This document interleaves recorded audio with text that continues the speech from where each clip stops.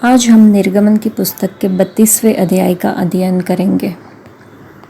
जब लोगों ने देखा कि मूसा को पर्वत से उतरने में विलंब हो रहा है, तब वे हारून के पास इकट्ठे होकर कहने लगे, अब हमारे लिए देवता बना जो हमारे आगे आगे चले, क्योंकि उस पुरुष मूसा को जो हमें मिस्र देश से निकाल ले आया है, हम नहीं जानते कि उसे क्या हुआ। हारून ने उनसे कहा, तुम्हारी स्त्रियां और बेटे बेटियों के कानों में सोने की जो बालियां हैं, उन्हें तोड़कर उतारो और मेरे पास ले आओ। तब सब लोगों ने उनके कानों से सोने की बालियों को तोड़कर उतारा और हारून के पास लेके आए। और हारून ने उन्हें उनके हाथ से लिया और एक बछड़ा ढालकर बनाया और टांकी से गढ़ा। तब वे कहने लगे कि हे इस्राएल, तेरा परमेश्वर जो तुझे मिस्र देश से छुड़ा लाया है, वह यही है। यह देख के हारून ने उसके आगे एक वेदी बनवाई और यह प्रचार किया कि कल यहोवा के लिए पर्व होगा। और दूसरे दिन लोगों ने तड़के उठकर होम बलि चढ़ाए और मेल बलि ले आए। फिर बैठकर खाया पिया और उठकर खेलने लगे। तब यहोवा ने मूसा से कहा, नीचे उतर जा, क्योंकि तेरी प्रजा के लोग जिन्हें तू मिस्र देश से निकाल ले आया है, सो बिगड़ गए हैं। और जिस मार्ग पर चलने की आज्ञा मैंने उनको दी थी, उसको झटपट छोड़कर उन्होंने एक बछड़ा ढालकर बना लिया। फिर उसको दंडवत किया और उसके लिए बलिदान भी चढ़ाया। और यह कहा है कि हे इस्राएलियों, तुम्हारा परमेश्वर जो तुम्हें मिस्र देश से छुड़ा ले आया है, वह यही है। फिर यहोवा ने मूसा से कहा, मैंने इन लोगों को देखा और सुन, वे हठीले हैं। अब मुझे मत रोक, मेरा कोप उन पर भड़क उठा है, जिससे मैं उन्हें भस्म करूं, परंतु तुझसे एक बड़ी जाति उपजाऊंगा। तब मूसा अपने परमेश्वर यहोवा को यह कह के मनाने लगा कि हे यहोवा, तेरा कोप अपनी प्रजा पर क्यों भड़का है, जिसे तू बड़े सामर्थ और बलवंत हाथ के द्वारा मिस्र देश से निकाल लाया है। मिस्री लोग यह क्यों कहने पाए कि वह उनको बुरे अभिप्राय से, अर्थात पहाड़ों में घात करके धरती पर से मिटा डालने की मनसा से निकाल ले गया। तू अपने भड़के हुए कोप को शांत कर और अपनी प्रजा को ऐसी हानि पहुंचाने से फिर जा। अपने दास इब्राहिम, इजहाक और याकूब को स्मरण कर, जिनसे तूने अपनी ही क्रिया खाकर यह कहा था कि मैं तुम्हारे वंश को आकाश के तारों के तुल्य बहुत करूँगा, और यह सारा देश जिसकी मैंने चर्चा की है तुम्हारे वश में दूंगा, कि वह उसके अधिकारी सदैव बने रहे। तब यहोवा अपनी प्रजा की हानि करने से जो उसने कहा था पछताया। तब मूसा फिरकर साक्षी की दानों तख्तियाँ को हाथ में लिए हुए पहाड़ से उतर गया। उन तख्तियों के तो इधर और उधर दोनों अलंगों पर कुछ लिखा हुआ था, और वे तख्तियाँ परमेश्वर की बनाई हुई थी, और उन पर जो खोद कर लिखा हुआ था वह परमेश्वर का लिखा हुआ था। जब यहोशू को लोगों के कोलाहल का शब्द सुनाई पड़ा, तब उसने मूसा से कहा, छावनी से लड़ाई का सा शब्द सुनाई देता है।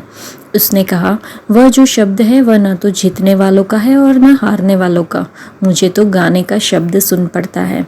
छावनी के पास आते ही मूसा को वह बछड़ा और नाचना देख पड़ा। तब मूसा का कोप भड़क उठा और उसने तख्तियों को अपने हाथों से पर्वत के नीचे पटक कर तोड़ डाला। तब उसने उनके बनाए हुए बछड़े को लेकर आग में डाल के फूंक दिया और पीस कर चूर चूर कर डाला और जल के ऊपर फेंक दिया और इस्राएलियों को उसे पिलवा दिया। तब मूसा हारून से कहने लगा, उन लोगों ने तुझसे क्या किया कि तूने उनको इतने बड़े पाप में फंसाया? हारून ने उत्तर दिया, मेरे प्रभु का कोप न भड़के, तू तो उन लोगों को जानता ही है कि वे बुराई में मन लगाए रहते हैं। और उन्होंने मुझसे कहा कि हमारे लिए देवता बनवा जो हमारे आगे आगे चले, क्योंकि उस पुरुष मूसा को जो हमें मिस्र देश से छुड़ा लाया है, हम नहीं जानते कि उसे क्या हुआ। तब मैंने उनसे कहा, जिस जिसके पास सोने के गहने हो वे उनको तोड़कर उतार लाए। और जब उन्होंने मुझको दिया, मैंने उन्हें आग में डाल दिया। तब यह बछड़ा निकल पड़ा। हारून ने उन लोगों को ऐसा निरंकुश कर दिया था कि वे अपने विरोधियों के बीच उपहास के योग्य हुए। उनको निरंकुश देखकर मूसा ने छावनी के निकास पर खड़े होकर कहा, जो कोई यहोवा की ओर का हो वह मेरे पास आए। तब सारे लेवीय उसके पास इकट्ठे हुए। उसने उनसे कहा, इस्राएल का परमेश्वर यहोवा यूं कहता है कि अपनी अपनी जांघ पर तलवार लटकाकर छावनी से एक निकास से दूसरे निकास तक घूम घूम कर अपने अपने भाइयों, संगियों और पड़ोसियों को घात करो। मूसा के इस वचन के अनुसार लेवियों ने किया और उस दिन 3,000 के अटकल लोग मारे गए। फिर मूसा ने कहा, आज के दिन यहोवा के लिए अपना याजक पद का संस्कार करो, वरन अपने अपने बेटों और भाइयों के भी विरुद्ध होकर ऐसा करो जिससे वह आज तुमको आशीष दे। दूसरे दिन मूसा ने लोगों से कहा, तुमने बड़ा ही पाप किया है। अब मैं यहोवा के पास चढ़ जाऊंगा। संभव है कि मैं तुम्हारे पाप का प्रायश्चित कर सकूं। तब मूसा यहोवा के पास जाकर कहने लगा कि हाय हाय, उन लोगों ने सोने का देवता बनाकर बड़ा ही पाप किया है। तो भी अब तू उनका पाप क्षमा कर नहीं तो अपनी लिखी हुई पुस्तक में से मेरे नाम को काट दे। यहोवा ने मूसा से कहा, जिसने मेरे विरुद्ध पाप किया है उसी का नाम मैं अपनी पुस्तक में से काट दूंगा। अब तो तू जाकर उन लोगों को उस स्थान में ले चल जिसकी चर्चा मैंने तुझसे की थी। देख, मेरा दूत तेरे आगे आगे चलेगा, परंतु जिस दिन मैं दंड देने लगूंगा उस दिन उनको इस पाप का भी दंड दूंगा। और यहोवा ने उन लोगों पर विपत्ति डाली, क्योंकि हारून के बनाए हुए बछड़े को उन्हीं ने बनवाया था। इस अध्याय में मूसा और हारून दोनों भाई हैं, लेकिन दोनों में काफ़ी अंतर दिखता है। हारून इस्राएल का भविष्यवक्ता था और हारून के लिए मूसा परमेश्वर था। हारून बोलने में कुशल था तो मूसा बोलने में धीमा था। हारून ने लोगों को प्रसन्न करने का प्रयास किया और मूसा ने परमेश्वर को प्रसन्न करने का प्रयास किया। हारून ने अपने लोगों के साथ समय बिताया, मूसा ने परमेश्वर के साथ 40 दिन बिताए। हारून ने लोगों के निर्देशों को स्वीकार किया, मूसा ने परमेश्वर की बात ध्यान से सुनी। हारून ने सोने का एक बछड़ा बनाया, मूसा ने आग के माध्यम से परमेश्वर को शिला पर अपना वचन लिखते हुए देखा। हारून ने उनका सोना ले लिया और उसे अपना देवता बना लिया, मूसा ने अपने देवता को ले लिया और उसे सोना पिलाया। हारून बहुत लोकप्रिय था और मूसा को आमतौर पर लोगों का क्रोध झेलना पड़ता था। हारून ने पाप को हल्के में लिया और मूसा क्रोध से भड़क उठा। हारून ने परमेश्वर को क्रोधित किया और मूसा ने प्रार्थना की और वो क्रोध को हटा दिया। हारून तो नष्ट हो गया होता, परंतु मूसा उसके बीच में खड़ा रहा। बाद में हमने देखा जब मूसा को उतरने में देरी हुई, जब मूसा को पहाड़ से उतरने में विलंब हुआ तो लोगों को मालूम न था कि मूसा को क्या हुआ। इसलिए उन्होंने हारून से विनती की कि हमारे आगे चल और एक देवता बनाए। देरी होने के कारण वे इंतज़ार नहीं कर सके। क्यों नहीं कर सके? उनमें इंतज़ार करने का धैर्य नहीं था और उन्हें यह पवित्र विश्वास भी नहीं था कि मूसा जो यहोवा के सामने चढ़ गया वह निश्चय उतरेगा। बस इतना ही था क्या? नहीं, उन्होंने अपने आगे चलने के लिए एक देवता से प्रार्थना की। वे पहली आज्ञा को भूल गए कि उनके सामने कोई अन्य देवता नहीं, यहोवा परमेश्वर के अलावा कोई भी देवता नहीं। हारून महायाजक ने उनको चिताया भी नहीं, इसके बजाय उसने उनके सोने के कुंडल ले लिए और उन्हें अपना पिघला हुआ बछड़ा बनाने के लिए एक सांचे में ढाला।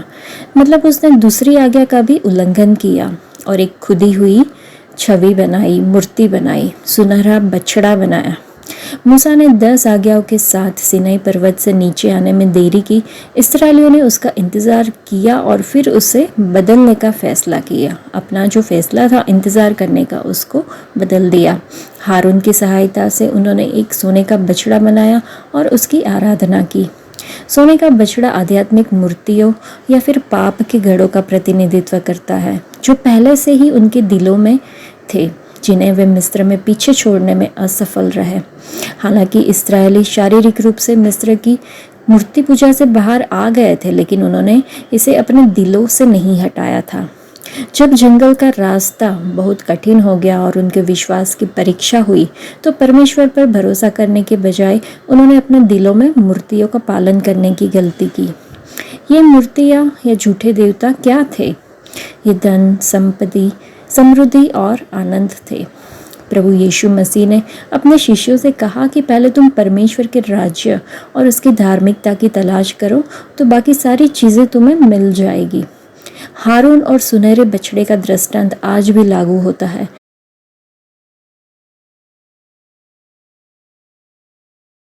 जब हम पाप करते हैं तो प्रभु यीशु मसीह की मध्यस्थता के आधार पर परमेश्वर हमें पश्चाताप करने का और क्षमा प्राप्त करने के लिए आमंत्रित करते हैं। हारून ने ऐसा क्यों किया? आज भी प्रभु यीशु मसीह ने हमें राजा और याजक बनाया है। अगर हाँ, तो क्या हम ठोकर खाने वालों को अपनी परीक्षाओं में विश्वास के साथ धैर्यपूर्वक प्रतीक्षा करने के लिए प्रोत्साहित करते हैं, या क्या हम नाशवान आत्माओं को ठोकर खिलाते हैं?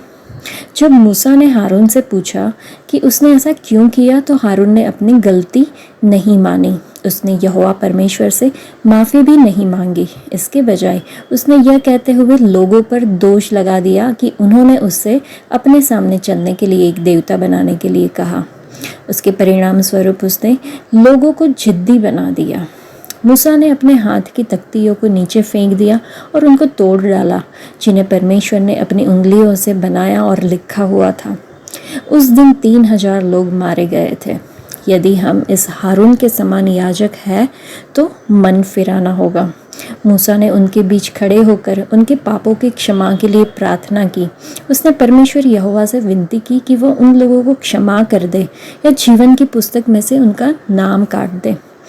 मूसा का अपने लोगों के प्रति प्रेम इतना प्रबल था कि वह उनके लिए अपना जीवन देने को तैयार था। वह नहीं चाहता था कि उनकी विरासत नष्ट हो जाए या वे फिर नष्ट हो जाए। असामयिक मृत्यु के परिणाम स्वरूप जीवन की पुस्तक से हमारा नाम मिटा दिया जाएगा।